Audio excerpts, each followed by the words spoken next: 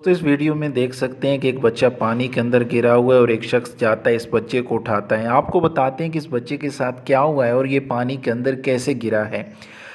सबसे पहले हम दाद देते हैं, सलाम करते हैं इस बंदे की हिम्मत को, जुर्रत को कि ये बंदा गया और इस बच्चे को जो पानी के अंदर गिरा हुआ था जाके इसने उठाया। हालांकि इसकी अपनी जान भी ख़तरे में जा सकती थी और इसकी जान को भी ख़तरा था।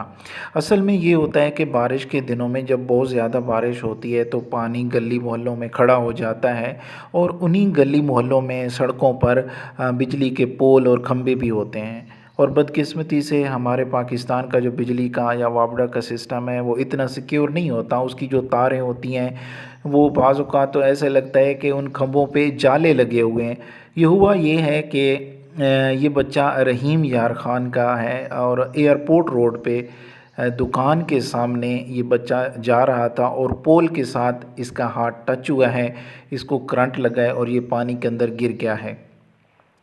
तो आम रूटीन में ये होता है कि जो बंदा इसको हाथ लगाएगा, जिसको करंट लगा है, उसको भी करंट लगने का ख़तरा होता है। लेकिन इस बंदे ने हिम्मत की, अपनी जान पे खेला और इस बच्चे को वहाँ से उठाया और साइड पे लेके इसे लिटा दिया। इससे इस बच्चे की जान बच गई। तो आप लोगों से भी गुजारिश है कि इन दिनों में आप एहतियात करें क्योंकि पानी के अंदर भी करंट आ जा सकता है। अपने बच्चों को अपनी भी हिफाजत करें, एहतियात के साथ घरों से बाहर निकलें और ख़ास तौर पर बारिश के दिनों में जो पोल हैं, खंभे हैं या बहुत ज़्यादा जहाँ पे बिजली की तारें हैं, उनसे अपने आप को बचाएं। अगर आपको वीडियो अच्छी लगे तो हमारे चैनल को सब्सक्राइब करें। वीडियो देखने का बहुत बहुत शुक्रिया।